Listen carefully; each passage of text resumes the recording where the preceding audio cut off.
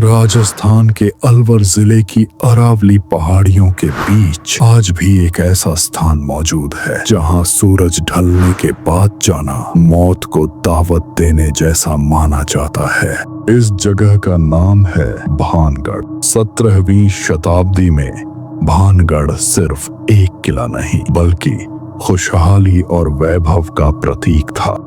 चारों तरफ ऊंचे महल, व्यस्त बाजार और दूर तक फैले हरे भरे बाग। लेकिन इस समृद्ध राज्य की असली पहचान थी यहाँ की राजकुमारी रत्नावती। कहा जाता है उसकी सुंदरता इतनी अद्भुत थी कि पूरे भारत के राजकुमार उससे विवाह करना चाहते थे, लेकिन हर कोई उससे प्रेम नहीं करता था। कुछ लोग उसे पाने के लिए अंधे भी हो चुके थे। भानगढ़ से दूर काले पहाड़ों के बीच रहता था एक खतरनाक तांत्रिक। उसका नाम था सिंघिया। वह काला जादू और अघोरी विद्या का माहिर था। लोग उससे डरते थे और उसका नाम तक लेने से घबराते थे। लेकिन सिंघिया का दिल राजकुमारी रत्नावती पर आ गया था और यह प्रेम नहीं पागलपन था।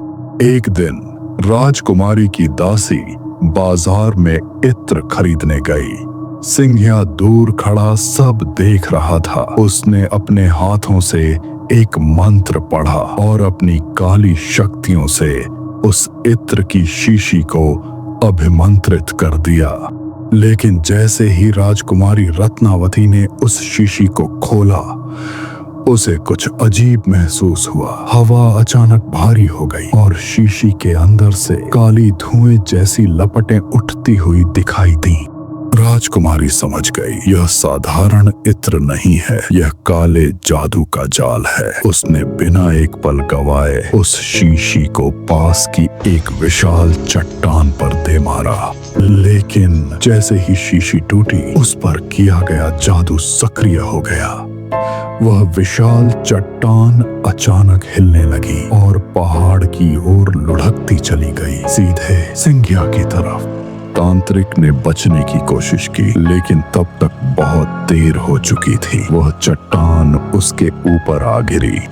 मरते हुए सिंघिया की आंखों में आग जल रही थी। उसने अपनी आखिरी सांस के साथ भयानक श्राप दिया, आज के बाद भानगढ़ में कोई जीवित नहीं बचेगा। हर घर की छत गिर जाएगी और यहाँ मरने वाली आत्माएं हमेशा के लिए इन खंडहरों में भटकेंगी। उसके शब्द खत्म हुए और उसकी सांस भी, लेकिन उसका श्राप सच हो गया। कुछ ही समय बाद भानगढ़ पर भयानक हमला हुआ। युद्ध इतना क्रूर था कि पूरे नगर का विनाश हो गया। हर घर, हर गली, हर इंसान मिट्टी में मिल गया और भानगढ़ हमेशा के लिए एक श्रापित जगह बन गया। आज के समय में भानगढ़ एक ऐतिहासिक स्मारक है, लेकिन वहां एक चेतावनी भी लगी है। साफ लिखा है, सूर्यास्त के बाद प्रवेश वर्जित है। लेकिन हर कोई चेतावनी को गंभीरता से नहीं लेता। एक शाम 3 दोस्त भानगढ़ के खंडहरों में पहुंचे, अर्जुन, नेहा और समीर। अर्जुन एक YouTube चैनल के लिए शूट कर रहा था, नेहा रिसर्च कर रही थी और समीर, उसे भूत प्रेत पर बिल्कुल विश्वास नहीं था। शाम के 5:45 सूरज धीरे धीरे पहाड़ों के पीछे छिप रहा था। तीनों ने चेतावनी बोर्ड को नजरअंदाज किया और अंदर चले गए। लेकिन जैसे ही सूरज पूरी तरह डूबा, माहौल बदल गया। परिंदों की आवाज अचानक बंद हो गई। हवा में एक अजीब सी बदबू फैल गई, जैसे पुराने लोहे और सड़ांध की गंध। तभी अर्जुन के कैमरे में कुछ रिकॉर्ड हुआ। खंडहरों के बीच से चूड़ियों की खनकने की आवाज आ रही थी और ऐसा लग रहा था जैसे कोई पुराने सिक्के जमीन पर गिरा रहा हो। लेकिन आसपास कोई नहीं था। समीर अभी भी हंस रहा था। वह बोला, ये सब दिमाग का वहम है। लेकिन तभी नेहा ने कुछ अजीब देखा। टॉर्च की रोशनी में समीर की परछाई जमीन पर पड़ रही थी, लेकिन वह परछाई सामान्य नहीं थी। उसमें 4 हाथ थे, जैसे कोई अदृश्य चीज उसके पीछे खड़ी हो। समीर अचानक चुप हो गया और उसी समय नेहा की नजर महल के झरोखे पर पड़ी। वहाँ एक औरत खड़ी थी लाल साड़ी में, लेकिन उसका चेहरा नहीं था और वह नेहा को हाथ से अंदर बुला रही थी। तीनों दोस्त घबरा गए। उन्होंने तुरंत बाहर भागने का फैसला किया, लेकिन रास्ता बदल चुका था। जो 7 दरवाजे पार करके वे आए थे, वे अब दिखाई ही नहीं दे रहे थे। वे बार बार घूमकर एक ही जगह आ जाते।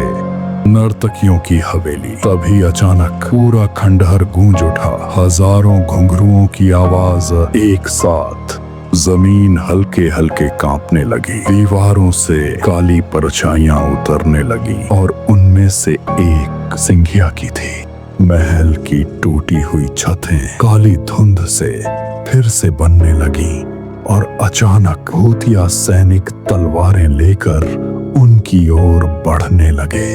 अर्जुन और नेहा किसी तरह मुख्य गेट की तरफ भागे, लेकिन समीर पीछे रह गया और फिर सब कुछ अंधेरा हो गया। दोनों हांफ रहे थे, डरे हुए थे। उन्होंने तुरंत कैमरे की फुटेज चेक की, लेकिन जो उन्होंने देखा उसने उनकी रूह जमा दी। वीडियो में कोई भूत नहीं था, बल्कि अर्जुन और नेहा की आंखें पूरी तरह काली हो चुकी थी। समीर को घसीटते हुए एक अंधेरे तहखाने में ले जा रहे थे, जहां से कोई वापस नहीं आता। और तभी पीछे से एक धीमी हंसी सुनाई देती है।